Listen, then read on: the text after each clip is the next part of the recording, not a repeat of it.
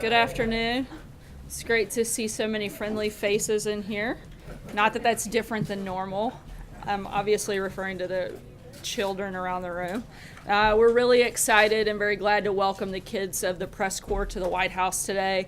They're going to love trick-or-treating in the executive office building, and I look forward to taking some questions, maybe even from some of the kids today. A couple of quick things to note before we get into that. As you all saw yesterday was an important moment for our nation's fight against the drug addiction and opioid epidemic that has hurt so many wonderful families. By directing the declaration of a nationwide public health emergency to address the opioids crisis, the President is mobilizing his entire administration to confront this issue. The President's stirring remarks yesterday, which included a powerful story of how addiction impacted his family, set the stage for the country to unite behind this fight to save lives. In the wake of the announcement, several cabinet members and agency heads are traveling around the country to events related to the opioid crisis. Among those participating in events are Attorney General Sessions, Secretaries Shulkin and Carson, Acting Secretary Hargan, Surgeon General Adams, and Acting ICE Director Homan. These events illustrate that the President truly has made this issue an administration-wide priority. On the economic front, the U.S. economy grew at 3% for the second quarter in a row, despite the damage from this year's hurricane season. Unemployment is at a 16-year low, the stock market continues to climb to record levels, and economic confidence is soaring. The engine of the American economy is revving up, and the President is ready to pour in the rocket fuel through massive tax cuts and reforms. It's fitting that we have some kids with us here today because ultimately this tax plan is about empowering hardworking American families to build a better life for themselves and a brighter future for their children. And with that, I will take your questions. So I want to ask you about the $300 million contract that Whitefish Energy got to do rebuild the electrical grid in Puerto Rico. Does the White House have any concerns about the way this contract came down and the fact that this company has apparently no experience of doing anything on this magnitude? This is a contract that was determined by the local authorities in Puerto Rico, not something that the federal government played a role in, but as we understand, there's an ongoing audit, and we'll look forward to seeing the results of that later. Is there red flags raised by this? And can you say definitively that the fact that the primary, one of the primary investors in this company was a major donor to the Trump campaign, had nothing to do with the fact this contract was awarded? Right. The federal government, as I said, has nothing to do with this contract or the process. This was something solely determined by the Puerto Rican government. And as I said, we'll look forward to the audit to see if there are any other issues beyond that. Matthew. Thanks, Sarah. A question on those Russia sanctions that the President signed in August. So the recipients of those sanctions were supposed to be named on October 1st, and that just came out today. I'm wondering if you can explain the delay and how soon the administration will actually act to implement those sanctions. Right. There was an interagency review that's now been completed. That was the cause for the delay. The guidance was issued by the State Department, and that's now being carried out. And for any further details, I'd refer you to the State Department. John. May I kindly request too? The President tweeted out this morning regarding the Russia investigation, quote, after months of costly looking. Is the President suggesting that the Mueller special investigation is a waste of money? I think that the President's been pretty clear what his position throughout this process. That's not the only investigation that's taken place. Congress has spent a great deal of time on this, a better part of a year. All of your news organizations have actually spent probably a lot of money on this as well, which we would consider probably a pretty big waste. I think that our position hasn't changed since day one, and I think we are seeing now that if there was any collusion with Russia, it was between the DNC and the Clintons, and certainly not our campaign. Question number two. Sorry, I'm going to move around. We're going to be on a tight time This is an important one on 401ks. Well, then maybe one of your colleagues will ask it. Zeke, go ahead. Begging for two here also. First, if you have any comment on the situation in Catalonia and Spain more broadly, that the State Department put out a pretty sharp statement saying the United States wants a unified Spain. Would you echo that from the podium? Has the President made any phone calls on that? I'm not aware of any phone calls today, but we certainly echo the State Department and again reiterate our support for a unified Spain. And Sarah, was one Jordan, more. sorry guys, I'm going to jump around to. Thanks, Sarah. try On to cover Whitefish everything. Energy, the president met this morning with Interior Secretary Zinke. He's from the town where that company is based. Did the president asked him directly whether he had any knowledge of this deal? The primary purpose for this meeting that has been on the schedule for several weeks was to discuss the Secretary's monuments report that'll be coming out shortly, and that was the reason for the meeting. But he did ask Secretary Zinke just for clarification purposes, and he reiterated once again that we have no role, the federal government, and specifically he had no role in that contract. John? Thanks a lot, Sarah. On Whitefish Energy, another question on this company. Prior to Hurricane Maria, it just had 2 employees. And then after Hurricane Maria, it's awarded a $300 million plus contract.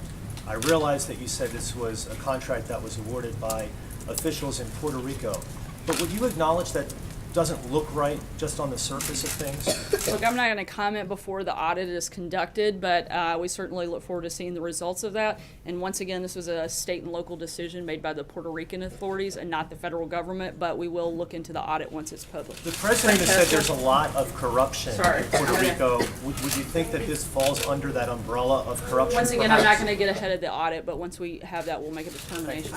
You mentioned the opioid crisis at the beginning of your remarks and how the president yesterday declared it a national public health emergency. That declaration did not come with a request for money from Congress. How much does the president want Congress to put towards this crisis, and when will he put in a formal request for that money? Well, there was $45 billion that was originally in the health care plan that the president supported that no Democrat in the country supported. So ideally that would have been done through that, but since it wasn't, we're hoping that Congress will come together and there will be a lot of bipartisan support to put behind the opioid crisis and joining the president in dealing with this effort. Major. Sarah, can we say then, therefore, based on your answer just now, that $45 billion is what you would like to see as an initial approach to the opioid crisis and done during the budget deal that you hope to negotiate in December? I'm not going to negotiate with you from the podium, but that was the number that we outlined in that initial health care bill. There's $1 billion that's been spent to date since the president came into office. We do feel like that $45 billion would have been a good number that was in the health care bill. That was what we supported. We're going to continue looking at that and determine future numbers as we work on negotiating the next Is that a budget. good place to start with Congress, though? Is that a good place to start with Congress? In the meeting that the president had with Secretary Zinke, did he agree with the recommendation to shrink the size of Bears Ears National Monument in Utah?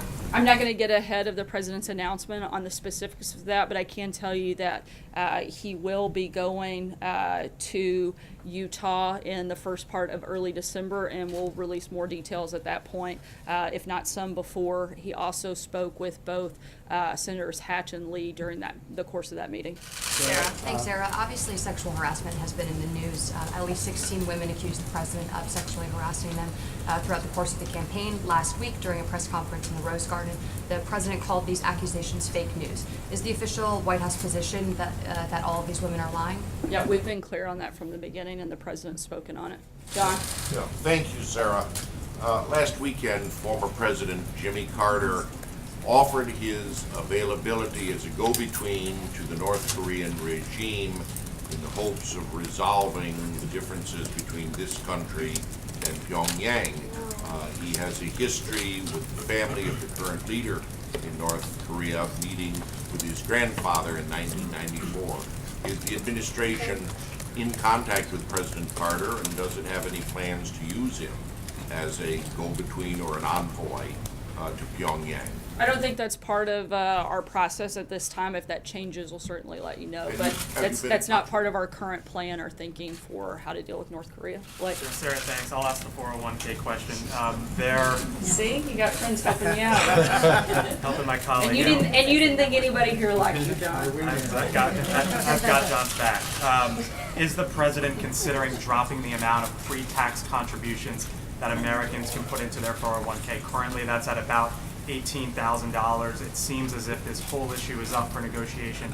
Does the president support taking that $18,000 or so level and potentially lowering that? As I said earlier this week, the president wants to continue to fight and push for protection of Americans' retirement, and that hasn't changed, but I'm not going to negotiate any deals beyond that, but that's the president's position, and that's the same today as it was earlier this week. Thanks, Sarah. There's been a number of politicians over the past week, including Chris Christie here at the White House yesterday, who have said that Rob Mueller should step aside from certain investigations within the special counsel. Does the president share those views?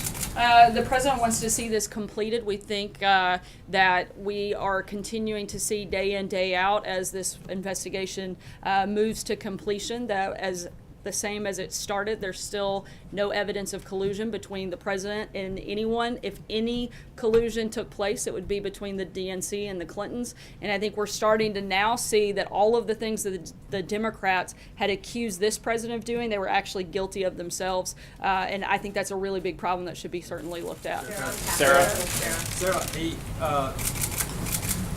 Sure.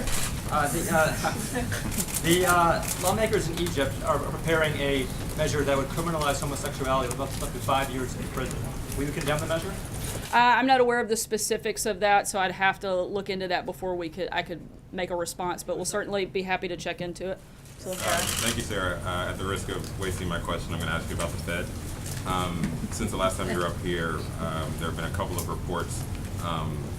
One, that the president's going to make an announcement next week. Can you confirm that he's going to make an announcement, and if so, give us a little timing? And then secondly, there have been reports that Chairman Yellen is out of the running and that Jerome Powell is at the top of the list.